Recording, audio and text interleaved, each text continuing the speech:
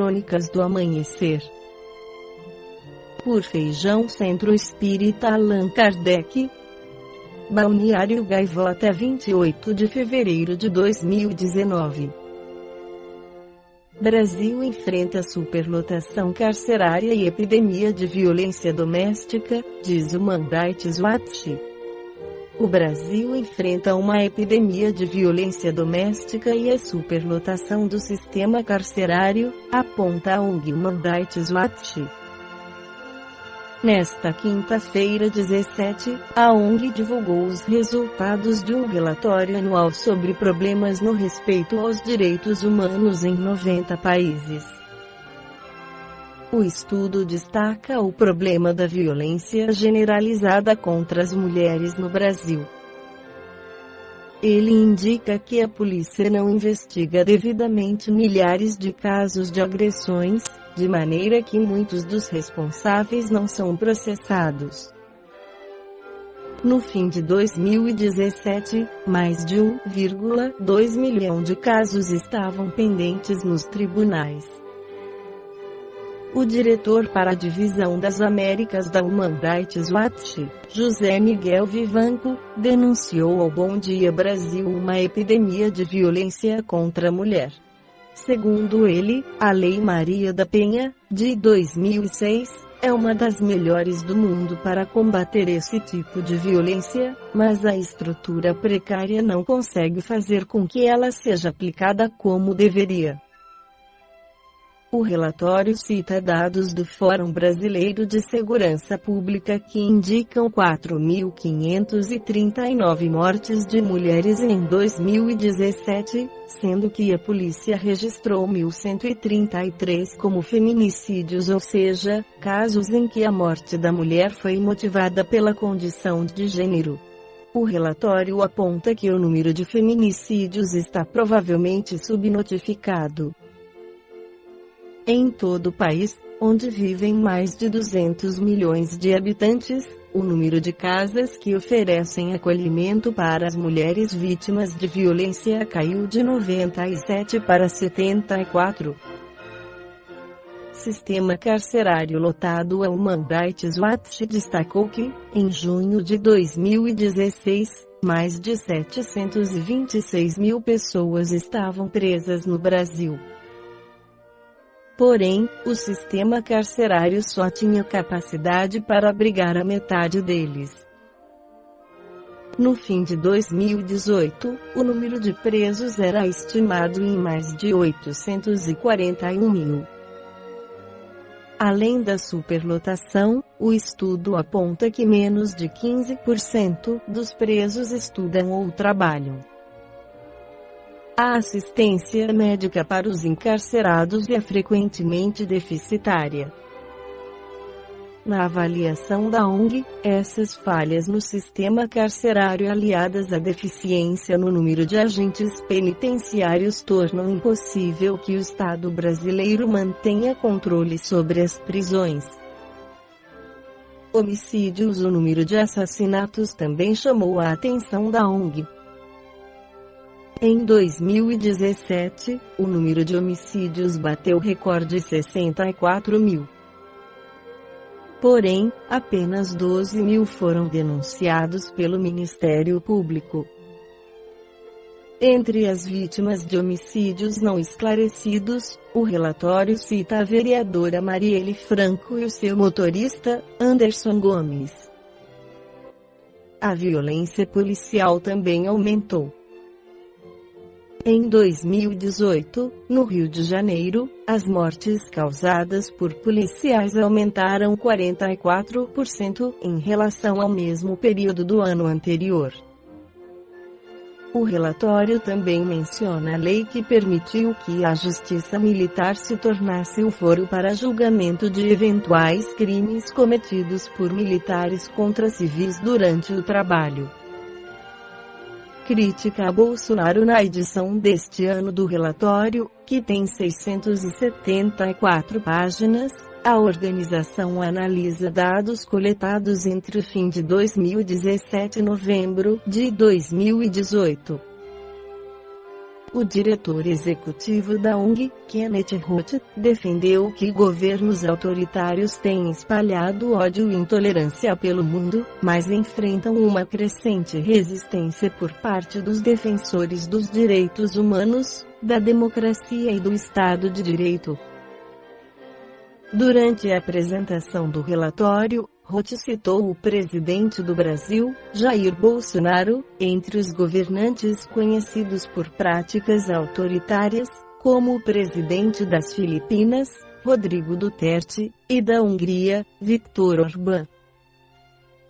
Planalto foi procurado pelo G1, mas ainda não se manifestou.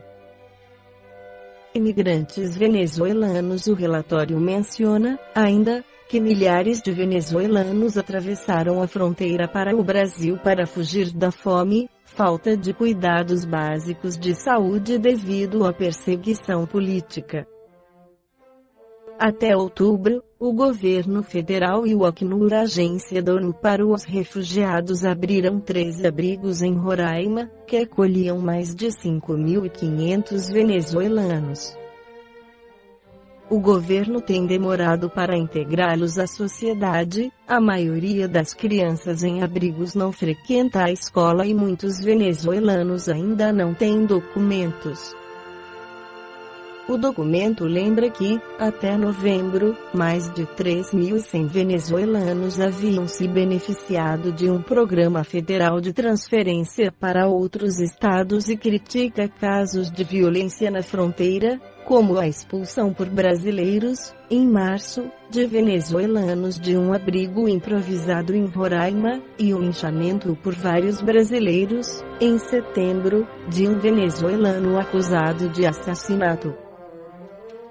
Vamos encontrar em A Gênese, de Allan Kardec, no Capitão Sfi, importantes ensinamentos sobre os graves momentos que enfrentamos na humanidade, com a afirmativa do codificador de que são chegados os tempos, ou seja, passamos por momentos de mudanças na humanidade, em que não são mais as entranhas do planeta que se agitam, são as da humanidade, conforme afirma no item 7 do referido capítulo, isto é, o íntimo de cada criatura deve ser modificado, transformado, tocado realmente pelos ensinamentos e vivência dos ensinos de Jesus, iluminados pelos esclarecimentos da doutrina espírita, como o grande roteiro de nossas almas, o grande norte de nossas vidas, o leme seguro sob o qual podemos readquirir forças na longa trajetória de nossa evolução, ao combater nossas tendências inferiores, trabalhando em nós o homem novo, para que possamos também conduzir os espíritos que caminham conosco, transformando a terra na morada do bem, do amor e da paz. Sabemos, com o estudo da doutrina espírita, que somos espíritos em um longo processo de evolução, através de diversas reencarnações, que são oportunidades que a misericórdia divina nos concede de vivenciar situações que nos fazem amadurecer espiritualmente, auxiliando-nos a desenvolver o potencial divino que há em nós, já que viemos de Deus, fomos criados por Ele, tendo, portanto, uma característica divina em nós que precisaremos desenvolver. Ampliando nossa visão espiritual através do conhecimento e do sentimento, as duas asas que nos auxiliam a alçar os voos maiores de nossa ascensão ao Pai. Na questão 919 de O Livro dos Espíritos, Allan Kardec inquire os benfeitores espirituais da humanidade qual o meio prático mais eficaz que tem o homem de se melhorar nesta vida e de resistir à atração do mal, ao que os mentores espirituais ensinam. Um sábio da antiguidade vô-lo disse: conhece-te a ti mesmo. Muitíssimo oportuno esse ensinamento, pois que o objetivo maior do Espiritismo em nossas vidas deve ser o de nos auxiliar em nossa transformação moral, impulsionando-nos ao progresso espiritual, destino final de todos nós, mas para que possamos lograr êxito nessa transformação, mister se faz que nos conheçamos. De outro modo, como nos modificaremos, se não conhecermos nossas reações, nossos sentimentos, nossos pensamentos? E uma das principais formas de nos conhecer é convivendo com nossos semelhantes, pois aí, nesse contato constante, é que poderemos verificar nossas reações, os sentimentos que afloram em nós diante de determinadas atitudes de nosso semelhante, e a partir daí empreendermos esforços para transformar para melhor esses sentimentos e atitudes. No livro O Céu e o Inferno, Allan Kardec esclarece sobre a aplicação da lei de Deus que permite a todo ser humano quitar seus débitos, por erros cometidos. As penas ou sofrimentos que cada um experimenta são dores morais e estão em relação com os atos praticados. Não existem recompensa ou sofrimento gratuitos, obtidos sem mérito, mas sim a aplicação da lei de causa e efeito. A alma ou espírito sofre na vida espiritual as consequências de todas as imperfeições que não conseguiu corrigir na existência corporal. A completa felicidade prende-se à perfeição, isto é, à purificação completa do espírito.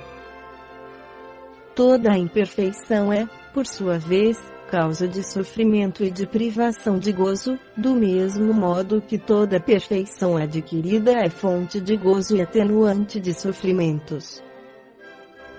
A todos os espíritos Deus faculta os meios de aprimoramento moral e intelectual, oferecendo em cada encarnação a possibilidade de uma programação reencarnatória coerente, onde a criatura humana terá chances de progredir e de expiar as faltas cometidas em existências anteriores. A expiação pressupõe resgate, quitação, ajuste de erros, e varia segundo a natureza e o grau da falta, podendo a mesma falta determinar expiações diversas, na conformidade das circunstâncias atenuantes ou agravantes em que for cometida. O arrependimento é o primeiro passo para a regeneração, mas não basta por si mesmo. É preciso ainda a expiação e a reparação. Arrependimento, expiação e reparação constituem, portanto, as três condições necessárias para apagar os traços de uma falta e suas consequências. O arrependimento suaviza os travos da expiação, abrindo pela esperança o caminho da reabilitação. Somente a reparação, porém, pode anular o efeito destruindo-lhe a causa.